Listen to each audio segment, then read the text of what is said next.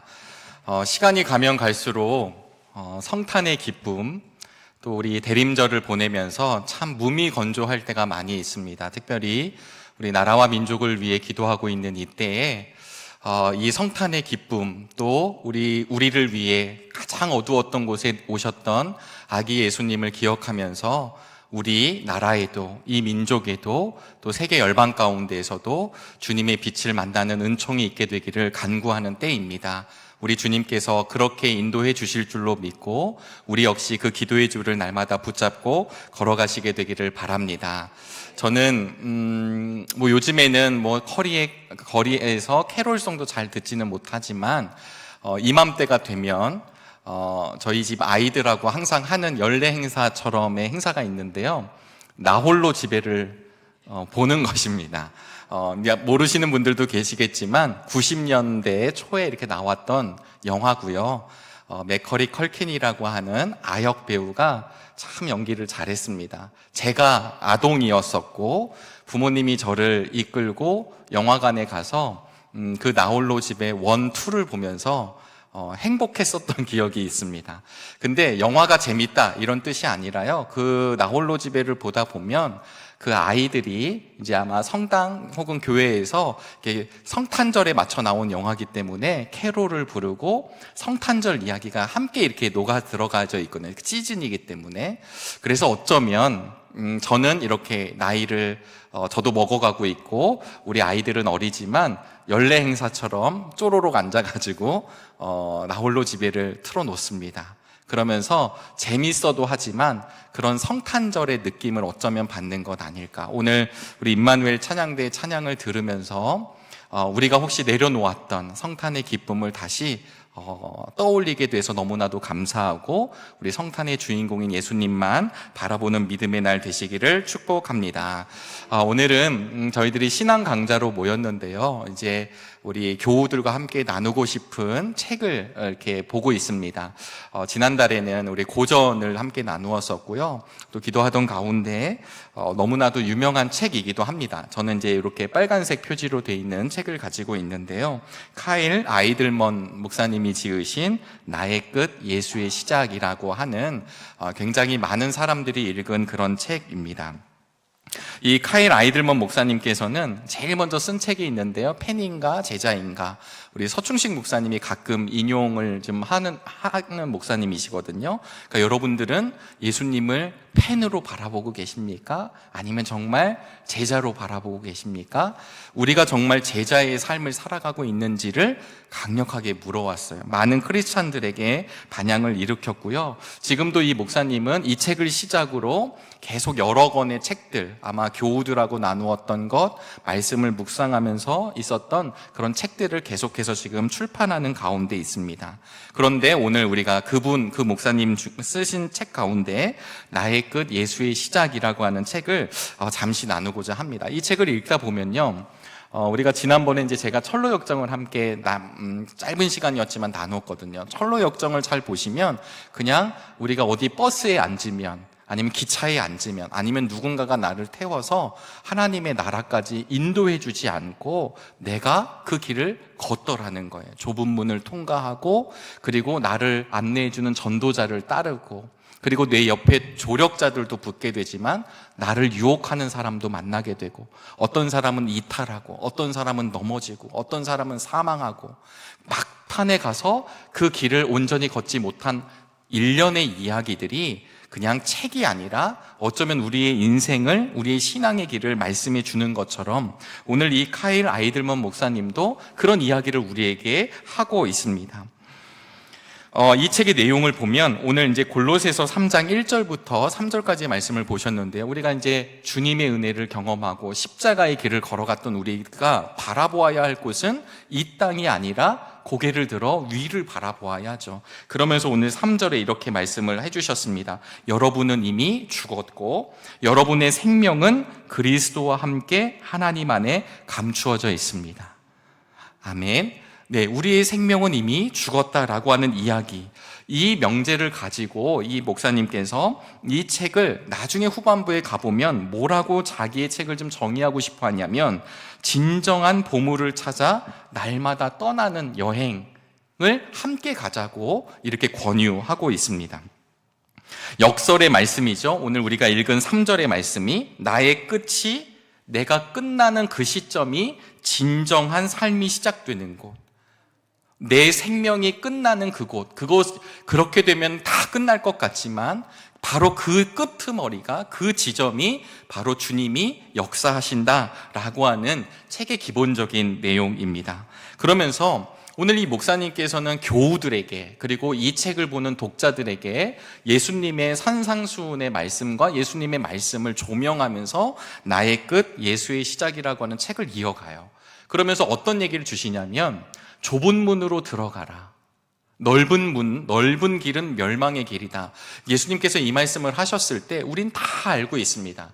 좁은 문, 좁은 길을 걸어가는 것이 너무 쉬운 길이 아니라 너무 어렵다라고 하는 것이죠. 그러나 그 좁은 문을 들어갈 때 그 죽음, 우리가 죽어지는 자리를 지나가게 될 때 참 생명으로 이어진다라고 하는 것입니다. 그런데 삶을 살아가다 보니까, 목회를 하다 보니까, 교우들과 만나다 보니까, 그리고 내가 살아보니까, 저자가 살아보니까 내가 잘못된 길을 갔을 때 이 잘못된 길에 내가 잘못된 길에 갔습니다 라고 선언하지를 못하고요, 다들 그것을 은폐하더라는 것입니다.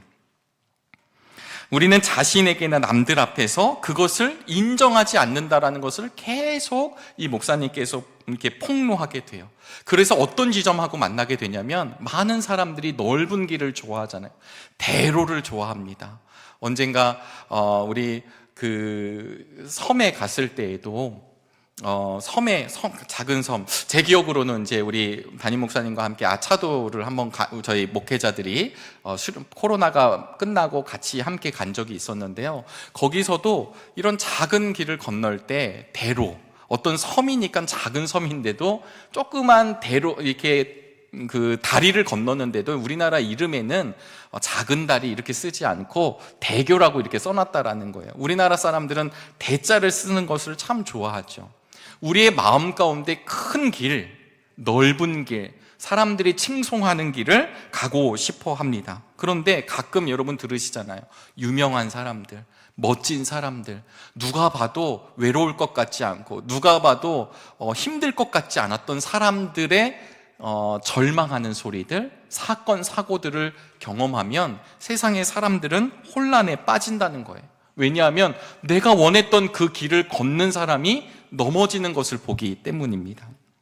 그래서 예수님이 말씀하신 좁은 길을 걷는 것, 좁은 문을 통과하는 것, 우리가 오늘 믿음의 길을 하루하루 걸어가는 것이 그냥 대충 쉽게 자연스럽게 알아서가 아니라 그 길은 신앙의 결단이 필요하다라는 이야기를 하고 있습니다. 사랑하는 여러분, 우리가 예수 그리스도를 만난다라고 하는 것은 우리 주님 때문에 우리의 모든 것들이 변화됨을 믿는 사람들입니다. 우리의 사고방식이 흔들려지는 것이죠. 그래서 옛 방식을 아직도 잡고 있는 사람들에게 이제 더 이상 옛 방식을 쥐지 말고 새로운 주님의 나라를 향해, 새로운 주님께서 주시는 새로운 그 길을 함께 걷자고 이야기합니다. 그러면서 저자는 성경을 이제 요약하고 예수님의 가르침을 4가지로 요약을 하는데요. 그게 뭐냐면 먼저 자기 자신을 부인하고 자신의 십자가를 지고, 그리고 우리 주님을 따르고, 그리고 죽을 각오를 다해 주님을 향해 걸어가라 라고 하는 것이 이 카일 아이들먼 목사님이 예수님을 묵상했을 때 주는 메시지라고 선포합니다. 그러면서 결코 본인이 쉽지 않았던 이야기를 꺼내는데 솔직하게 너무 와닿았어요. 이 아이들먼 목사님이요, 슈퍼마켓을 갔어요. 근데 그날따라 이번 돌아오는 주일날 설교를 준비하고 있었는데 섬김에 대해서 설교를 준비하고 있었다가 이제 슈퍼에 가서 물건을 사야 되는 상황이었어요. 이렇게 쓱 보니까 한쪽 이 카운터에 여성분 한 분만 이렇게 있는 거예요. 그래서 이 아이들만 목사님이 재빠르게 그 뒤로 간 거죠. 이제 빨리 계산하려고. 근데 가서 서 보니까 이 여자분이 갑자기 수표를 꺼내고, 그리고 카드를 줘야 되는데 수표를 꺼내고 쿠폰을 꺼내기 시작하는 겁니다. 쿠폰을 꺼낸다는 것은 우리 그 캐시 하시는 분과 확인을 해야 되고 그만큼 이제 이렇게 깎는 거잖아요. 그래서 이 목사님의 마음이 갑자기 불편해졌어요. 빨리 해야 되는데. 더더군다나 그 쿠폰을 띡띡띡 하고 있는데 마지막에 수표에 이서할 펜을 꺼냈는데 펜을 막 흔드는 거예요. 그러니까 안 나오는 거죠. 그래서 마음이 이 목사님이 너무 불편했어요. 그럼에도 불구하고 이 목사님이 참아야 돼. 참자. 내가 목회자지. 이렇게 하고 참고 있었는데 갑자기 이 캐셔분이 뭐라고 얘기를 하냐면 이거 할인되는 물품이에요? 제가 저기 가서 좀 확인해 보고 올게요. 이러는 거예요. 네, 급한데 지금 이거 막 이서하려고 준비 중인데 지금 오히려 종업원이 물건을 확인해 준다고 하는 거예요. 그런데 때마침 저쪽을 보니까 사람이 적은 것을 보게 되고 후다닥 넘어가게 됩니다. 근데 자기가 넘어가고 있는데 웬 아저씨가 자기보다 먼저 카트를 들이미는 거예요. 그래서 이 목사님이 이 책에 뭐라고 썼냐면 주님 참게 하여 주시옵소서. 주님 흔들리지 않겠습니다. 이렇게 해요. 그러면서 그 아저씨랑 속마음이 들키면서 이렇게 얘기를 하고 목사이니까 막 싸울 순 없어서 그런 에피소드를 이야기한 뒤에 고개를 돌려 아까 내가 있었던 곳을 보니까 사람들이 훅훅 지나가고 있는 거예요. 그러면서 본인이 이게 내가 오늘 섬김에 대해서 말씀을 준비하는 목회자이고 예수 그리스도의 사역과 그분의 낮아지심과 이런 걸 이야기하고 있는데 내 스스로가 그것을 감당하지 못한 것을 책에 솔직하게 고백하였습니다. 그러면서 이분은 우리에게 뭐라고 말씀하시냐면 이 길을 걷는다는 게 쉽지 않더라는 거예요. 목회자인 나도 그리고 아마 지금 함께 예배를 드리고 있는 우리 모두에게도 그냥 당연하지 않다라는 것을 경험하실 겁니다. 이 책의 시작은 이렇게 시작이 됩니다. 아이들먼 목사님이 어느 날 전화 한 통화를 받는데 브라이언이라고 하는 한 성도가 전화를 해요. 근데 막 떨리고 있어요. 근데 왜 떨렸나 봤더니 자기가 차에, 이제 미국 사람들은 다 자기 차고에서 이제 차를 쓰잖아요. 자기 차고에서 차를 빼다가 그만 18개월 된 자신의 자녀가 치이게 된 거예요. 이유는 아이가 나올 거라고 생각을 못했고, 그리고 본인은 본인 집이었으니까 차를 뺐는데 이제 그런 사고가 나게 된 거죠. 얼마나 절망이 있었을까요? 그래서 이 목사님은 어떻게 위로를 해야 될까 했었지만 이 분에게 굉장한 충격을 받게 됩니다. 왜냐하면 모든 것을 잃은 그 순간 18개월 된 내 자녀가 나의 부주의로 나의 실수로 죽게 되었는데 그 순간에 이 브라이언이라고 하는 분이 이 목사님에게 내가 그때 비로소 예수님의 임재를 경험했다라는 고백을 듣게 돼요. 그리고 이분이 SNS나 페이스북을 통하여서 이 사람들과 소통을 하게 되는데 그 모든 내용을 종합해 보니까 나의 끝에 여러 가지 상황들이 있겠지만 내 인생의 끝에 이르렀을 때 비로소 예수 그리스도가 나에게 실제가 되었다. 이 명제로부터 이 책은 쭉 시작하게 됩니다. 두 파트로 나눠져 있는데요. 하나는 나의 끝 예수의 복이 시작되는 곳, 두 번째는 나의 끝 예수의 역사가 시작되는 곳이라고 하는 큰 두 부분으로 이 책의 묵상이 시작이 됩니다. 이 전반부에서 카일 아이들먼 목사님은요, 예수님의 산상수훈의 이야기를 묵상하면서 가지고 와요. 제가 보기에도 아마 책을 읽으신 분이나 앞으로 읽으실 분들은 이 모든 책에 관통되는 에피소드를 이야기하는데 그게 무엇이었냐면 파라과이라고 하는 나라에 쓰레기 마을이 있었어요. 그런데 여기에 이제 환경공학자이자 음악을 가르쳐 줄 수 있는 차베스라고 하는 분이 그 쓰레기 마을에 갑니다. 근데 아이들과 음악을 나눠보려고 하다 보니까 오늘 우리 7080 전도단이 이렇게 말씀 후에 특송을 해주시거든요. 악기가 있어야 우리가 악기를 할 수 있을 거 아니에요. 근데 아이들과 음악으로 교류를 하려고 봤더니 쓰레기밖에 없는 거예요. 근데 이 차베스라고 하는 선생님이 어떻게 하게 됐냐면 거기에 있는 깡통들, 또 여러 가지 줄들, 그냥 그 쓰레기들 중에서 여러 가지 쓸 수 있는 물건들을 살펴서, 환경공학자니까 어떻게 했냐면 그걸로 악기를 만들었어요. 그리고 그 악기를 만들어서 아이들과 교제를 하게 되고, 그 악기를 만든 팀이 랜드필 하모닉이라고 하는 이름을 가지고 세계에 알려지고, 이 목사님도 이 이야기를 소재로 썼습니다. 그러면서 이렇게 이야기를 하게 되는데요, 이런 겁니다. 예수님께서는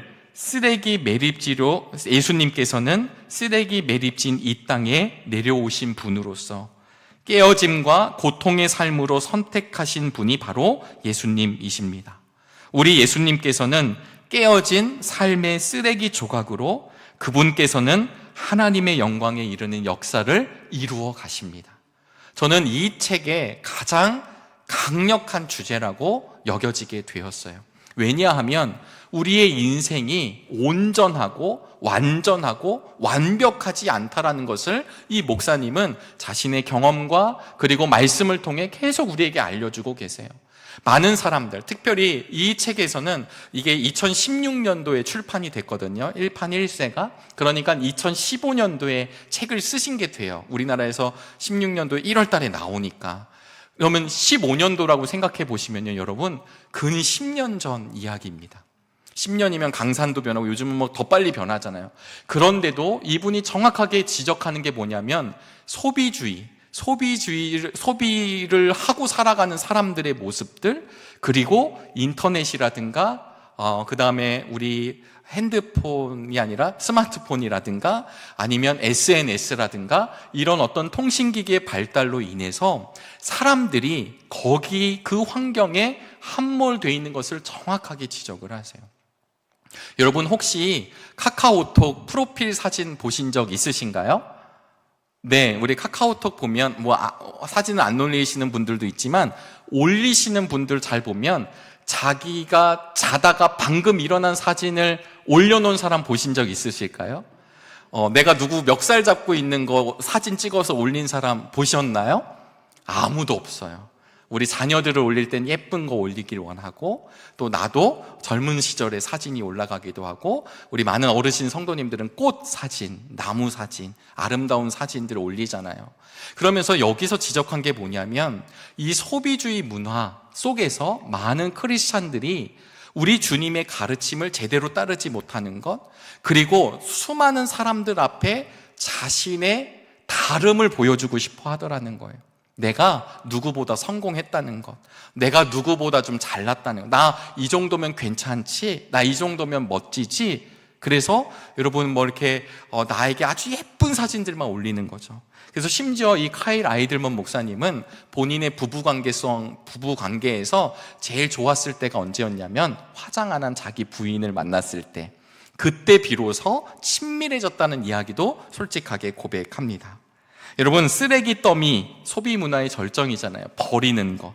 그런데 버리면 그만인 그곳에서 이 카일 아이들먼이 이야기한 랜드필 하모닉의 이야기를 가지고 들어온 이유는요, 바로 우리들의 인생이 사실은 낮고 죄로 인해 하나님과 나뉘어져 있고 처박혀져 있고, 내가 무언가를 이겨보려고 하고 극복하려고 하지만 그러지 못한 어쩔 수 없는 인생들 가운데 우리 주님이 친히 찾아와 주시고 주님과 관계를 맺음으로 그분의 인생을 살아가는 것이 이 카일 아이들먼이 갖고 있었던 너무나도 놀라운 사실이었습니다.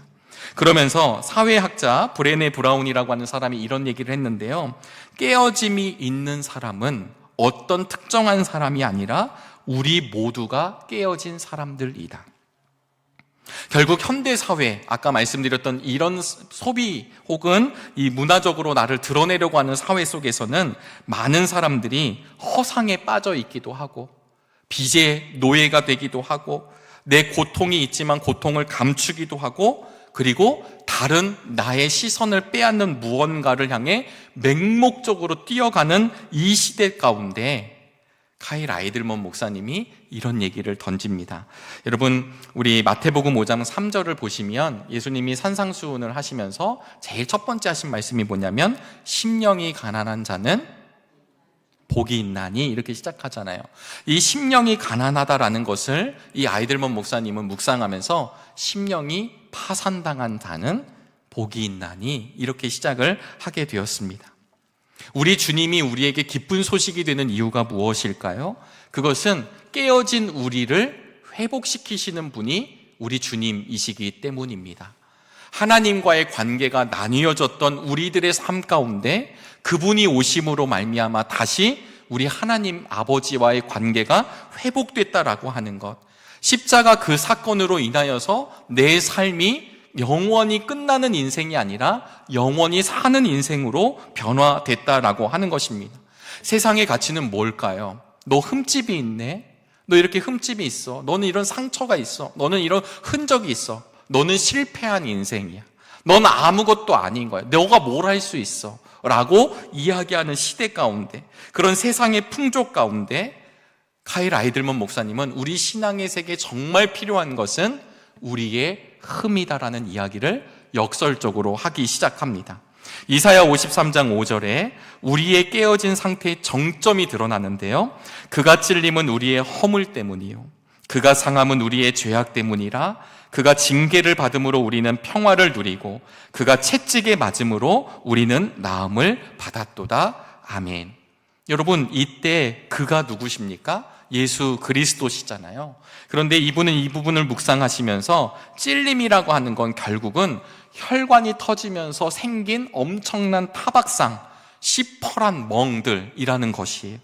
여기서 말하는 나음이라고 하는 것은 결국은 수리해 주시고 보수해 주시고 온전하게 회복시켜 주셨다라고 하는 것이죠. 그러니까 이 말은 역설적으로 주님이 완전히 깨어짐으로 우리를 회복시켜 주셨다라는 것입니다. 우리가 우리의 자신의 목적뿐만 아니라 진짜로 하나님께 쓰임을 받기 위해서는 우리 스스로가 온전해져야 되는데, 여기에 이 온전함이 나 스스로가 덧붙이고 세상의 풍조 아래 숨는 것이 아니라 그분의 나음으로, 그분의 붙이심으로 우리의 모습엔 흔적이 있지만 오히려 그 흔적을 강하게 사용하시는 예수 그리스도를 만나기를 초청하고 있습니다. 유진 피터슨 목사님은요, 애통하는 자는 복이 있나니 그들이 위로를 받을 것이며 라고 하는 4절 말씀을 이렇게 메시지 성경에서 말씀하셨는데요, 가장 소중한 것을 잃었다고 느끼는 너희는 복이 있다. 그때에야 너희는 가장 소중한 분의 품에 안길 수 있다. 정말 너무나도 적절한 번역이고 삶의 언어라고 생각합니다. 왜냐하면요, 애통하는 자, 여기서 말하는 애통하는 눈물을 찔끔 흘린 게 아니에요. 우리 주님이 이스라엘에 오셨을 때요, 그 당시 전반적인 모든 사람들은 애통해 했습니다. 이 애통해 한다라는 뜻은 결국 무엇이냐면요, 인생의 절체절명의 순간을 만났다라는 것입니다. 여러분, 망해 보신 적이 있으신가요? 여러분, 누군가를 잃어버리신 적이 있으신가요? 내가 너무나도 중요한 것을 완전히 잃어버린 적이 있으신가요? 우리에게 어떠한 작은 것 중에 하나가 아니라 내 인생의 송두리째 날아가는 그런 경험을 애통이라는 말로 쓰는 겁니다. 그러니까 이 말을 문자적으로 보면 이해가 안 되지만, 이 말을 유진 피터슨 목사님은 가장 소중한 것을 잃었다고 느끼는 사람은 복이 있다라는 것입니다. 이 말을 이 아이들먼 목사님의 용어로 표현해 보면 이 자체가 끝을 경험했다라는 것입니다. 세상은 그 끝을 가지 않기 위해서 내가 바락바락 우기고 대들고 하여튼 버티는 거죠. 그러다가 버티지 못하면 놓는 것이죠. 제가 예전에 속회공과 교육을 할 때 이런 얘기를 한번 나눈 적이 있습니다. 저희 어머님이 그래도 이제 90년대 운전면허를 따셔서 티코 수동을 이제 모셨어요. 자동차를 운전을 했습니다. 여러분, 티코 아시죠? 네, 이렇게 껌에 붙으면 안 움직인다는, 예전에 그렇게 했었죠. 티코. 근데 이 티코를 저희 어머님이 모시다 보니까요, 뭐 한 번은 저도 같이 탔었는데, 네, 유리가게 가서 유리 앞에 이렇게 박으셨어요. 이제 초보 때. 그러니까 유리가 와장창창 오게 되고, 그 다음에 막 차는 흠집이 나고, 그러다 보니까 아버님이 따로 이렇게 고치질 않았습니다. 그냥 그렇게 티코를 쓰게 된 거죠. 그러다가 이제 어느덧 티코도 때가 다 오게 됐습니다. 제가 이제 신학교를 가게 됐고요. 학교를 다니다가 제가 차를 자유롭게 쓰는 건 아니지만 그래도 학교에 무슨 일이 있을 때 부모님의 허락하에 티코를 가지고 간 거예요. 우리 감리교 신학대학교가 되게 크거든요. 그래서 우리 감신대 대운동장, 지금은 주차장으로 바뀌었지만 대운동장에 아무도 없는 밤에 제 친구 한 명이, 준원아, 내가 티코 한번 운전하면 안 돼? 난 운전 좀 연습하게. 괜찮아. 아무도 없는 대운동장에 키를 친구에게 주었고요. 친구가 운전을 하면서 수동으로 연습합니다. 아무도 없는데 축구 골대에 가고 있는 거예요. 그러면서 그냥 가면 안 될 것 같은데 하는 순간 축구 골대의 기둥에 부딪혔습니다. 제 마음이 어땠을까요? 제 마음은 하나도 이상하지 않았습니다. 왜냐하면 내일 모레 폐차할 차였기 때문이에요. 만약에 그 차가 오늘 부모님이 뽑았던 첫 차였다면, 제가 누군 장로님에게 빌린 차였다면, 좋은 차였다면 가만히 있지 않았겠죠. 이걸 가지고 영적인 상태를 때로는 진단을 하는데요, 많은 사람들이 나는 이미 흠이 많아, 나는 죄가 많아, 난 아무것도 아니야 라고 하면서 자신의 인생을 더 쓰레기 더미로, 자신의 인생을 더 막 굴린다라고 하는 것입니다.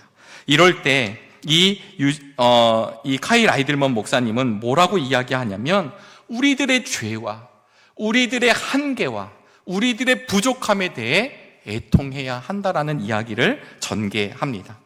여러분, 많은 이야기가 있지만 결국은 이 산상수훈에 나오는 이야기들을 통해서 이 목사님은 우리에게 무엇을 자꾸 요청하고 있냐면요, 우리 인생의 끝에 섰을 때 비로소 내 인생을 내가 움직이는 것 아니라 나를 붙드시고 인도하시는 주님을 바라보게 되더라는 것입니다. 오늘 은혜 가운데 정기당회를 잘 마쳤습니다. 새로운 한 해 담임 목사님이 목회 계획을 선포하여 주셨고, 또 저희들은 그 목회 비전에 따라 이제 한 해가 전진될 것입니다. 그럴 때 우리의 힘이 아니라 하나님, 우리를 통해 일하실 주님을 바라보며 전진하는 은혜가 있게 되기를 간절히 소망합니다. 나의 실패가 사명의 시작이라는 것을 이 목사님이 이야기를 해요. 여러분, 사울은 어땠을까요? 사실 우리 사도 바울은 위대한 사람이지만 사울이라고 하는 인물로 보면 그분처럼 교회와 안 맞는 사람이 어디 있을까요? 아나니아가 진짜 저 사람을 제가 도와줘야 됩니까? 라고 말할 정도로, 저 사람은 우리 그리스도인들을 핍박하는 자들인데 어떻게 이 사울을 내가 도와주라고 주님이 말씀하실까? 그럴 때 주님이 하신 말씀이 뭐냐면, 저는 내가 택한 그릇이라고 말씀하셨어요. 그래서 사랑하는 여러분, 우리는 때로는 능력이 없어서, 때로는 경험이 없어서, 때로는 내가 아무것도 아니어서 못한다 이야기할 때가 있습니다. 그런데 오히려 성경의 인물들을 통하여서 카일 아이들먼 목사님 우리에게 뭐라고 소개를 하냐면, 할 만한 사람이 그리스도의 사역을 감당한 것이 아니라 그러지 못할 사람을 선택하셔서 주님의 영광을 드러내게 하신다. 우리 정릉교회의 교우들이 내 힘과 잘남이 아닌 나의 끝에서 결국 붙들 수밖에 없는 예수 그리스도의 손을 붙잡고 주님의 영광을 드러내는 믿음의 사람들이 되시기를 주의 이름으로 축복합니다. 마지막으로, 그런 약함을 통해 일하시는 예수 그리스도, 그리고 그 주님을 의지할 때 그분이 일하심을 설명하고 있습니다. 우리에게 요청하는 것은 정말 내 약함을 마주할 수 있는 용기가 있는가? 세상의 사람들은 강점이 무엇인지를 묻습니다. 여러분들은 무엇을 잘하십니까? 언어를 잘하십니까? 아니면 요리를 잘하십니까? 강점이 무엇입니까? 달란트가 무엇입니까? 재능이 무엇입니까를 묻지만, 오히려 카일 아이들먼 목사님은 우리에게 주님 앞에서 우리의 약점이 무엇인지를 솔직하게 드러내자라고 요청합니다. 사랑하는 여러분, 우리가 정말 부족하고 아무것도 아니어서 이야기하는 것이 아니라 그런 우리들을 다듬으시고 그런 우리들을 다시금 세우시고 그런 우리들을 통하여 이루어 가시는 하나님의 역사를 기대할 수 있는 우리 모두가 되기를 주의 이름으로 축복합니다. 여러분 기회가 되시다면 우리가 성경을 항상 읽고 있지만 이렇게 대중적으로 세계의 많은 크리스찬들이 읽어보았던 이 책도 혹시 시간이 괜찮으시면 한번 읽어보시면서 나의 끝은 어디인가, 그리고 내 끝에서 살아계신 주님을 만나고 주님과 동행하는 믿음의 여정을 함께 걸어갈 수 있게 되기를 주의 이름으로 축원합니다. 기도하겠습니다. 하나님, 오늘도 귀한 날 허락하여 주시니 감사합니다.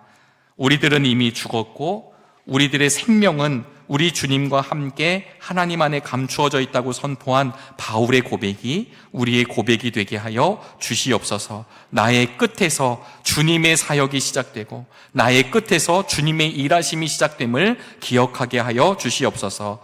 예수 그리스도의 이름으로 기도하오